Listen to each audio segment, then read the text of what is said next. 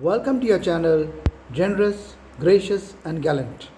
I'm your host, Dr. Ghosh, and I'm back today with another very inspirational and transformational true story of mankind. The person I'll be introducing to you today is Irena Sendler, a Polish nurse, social worker, human administrator, educator. She defied the Nazis in World War II and smuggled out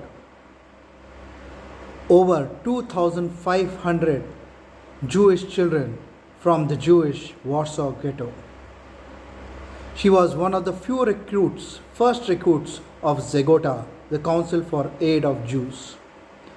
She provided the Jewish children safe hiding places, false documentation, and adoption with Polish families, convents, and other non-Jewish families. The Germans suspected her, and the Gestapo, the German Secret Service, discovered her covert activities and arrested and tortured her. Despite heavy torture, she did not succumb to the torture. She did not reveal the names of the over 2,500 Jewish children. She did not reveal the name of her colleagues, and she did not reveal the name of the Polish families who were supporting her with the adoption of Jewish children.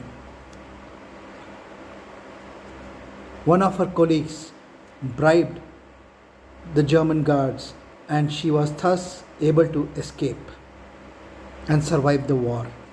Post the war, she was awarded the highest honor, the Order of the White Eagle, by the Polish government, and the Rightest Among Nations by the Israeli government.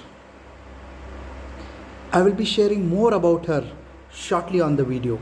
But before that, I wanted to share a brief about the channel with you. Today on this channel, Generous, Gracious and Gallant, we have got over 1066 subscribers, 370 videos and over 32,900 views. Thank you, friends. I express my heartfelt gratitude to my subscribers. But to those of you who have not yet subscribed to the channel, let me give you a brief. I started this channel 2 years back, and in a short span, we have added over 1066 subscribers, or transformationists as I like to call them, to the channel.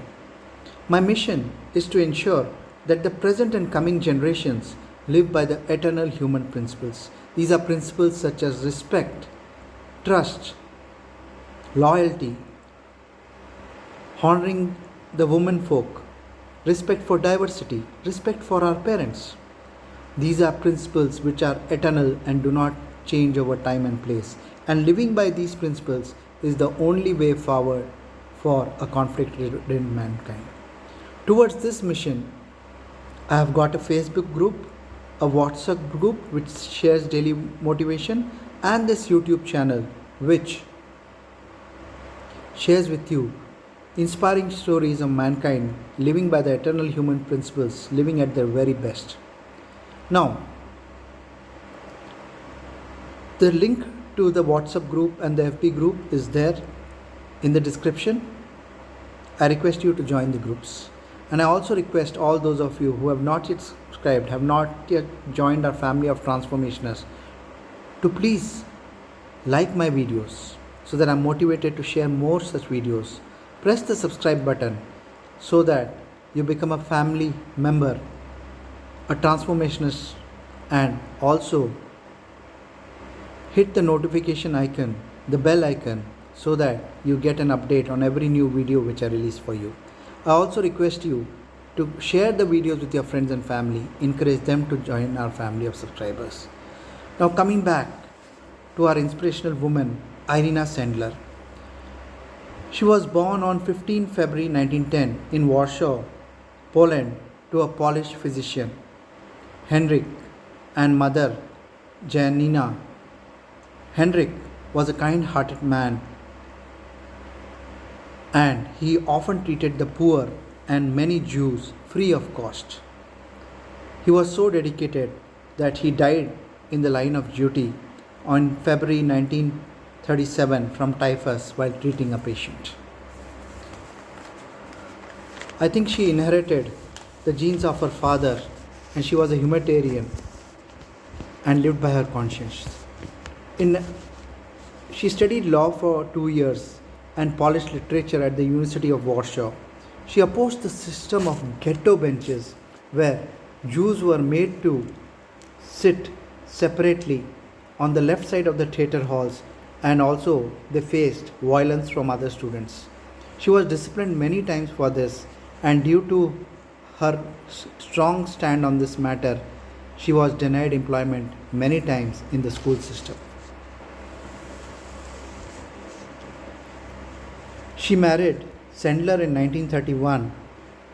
He was mobilized for the war, taken up as a prisoner of war in 1939 to 1945, and they divorced in 1947. She then married Stephen, a Jew friend, and had 3 children with him. Stephen died in 1961. Then she remarried her first husband, Sendler, and they divorced again in 1971. Between 1935 to 1943, she joined the Department of Social Welfare and Public Health in the city of Warsaw. The German invasion took place on 1st September 1939. The Germans hated the Jews and ordered the Jews removed from staff of the Municipal Social Welfare Department, and the department was barred from providing any services to the Jewish citizens. The Health Department and Department of Social Welfare was ordered not to support any Jewish families. Sendler, despite the ban, supported many Jew families during this period. In the ghetto at Warsaw, there were over 4 lakh Jew families, and they were being sent slowly to multiple camps across Poland, Germany for extermination in the gas chambers and torture. Sendler, following the dictates of her conscience, entered the ghetto as a social worker and nurse, and she started smuggling in food, medicine, and other daily essentials for Jew families and their children.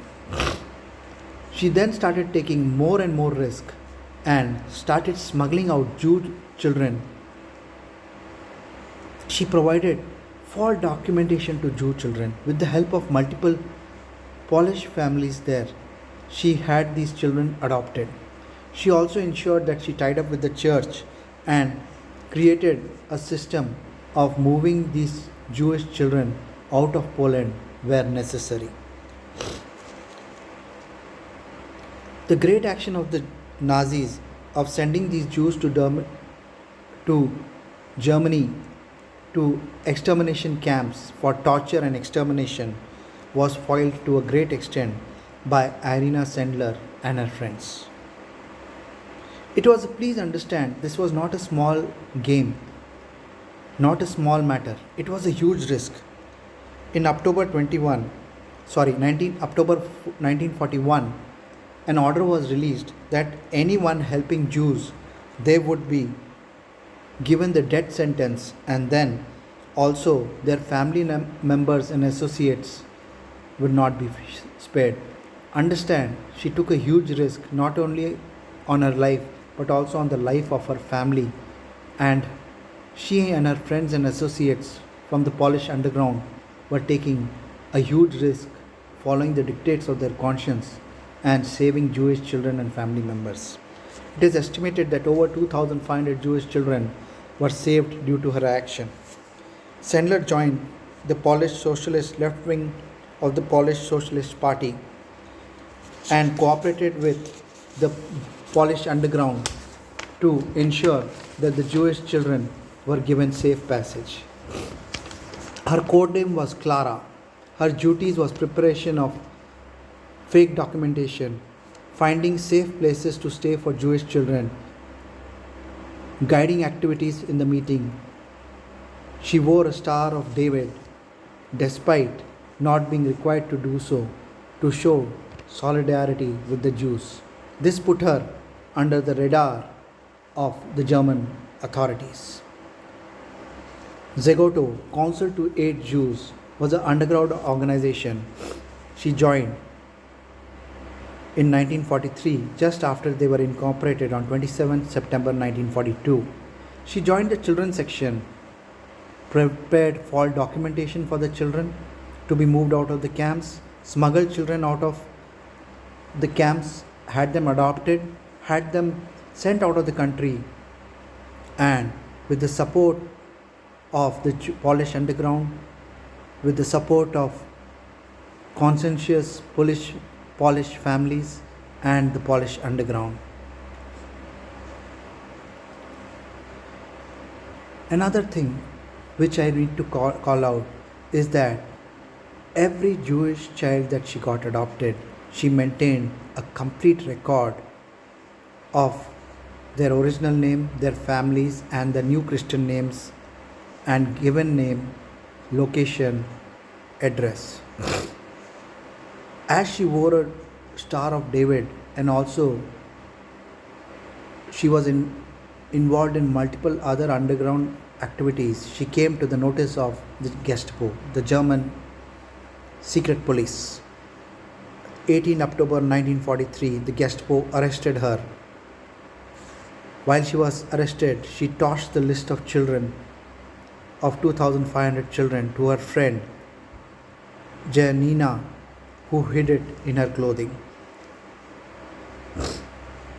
She was taken to Gestapo headquarters and beaten, tortured, but she was a brave woman with a strong conscience, and despite grave bodily torture, she did not mention the name of her comrades, the name of the supporting Polish families, and the name of the 2,500 Jewish children and the underground routes which they employed to save these children.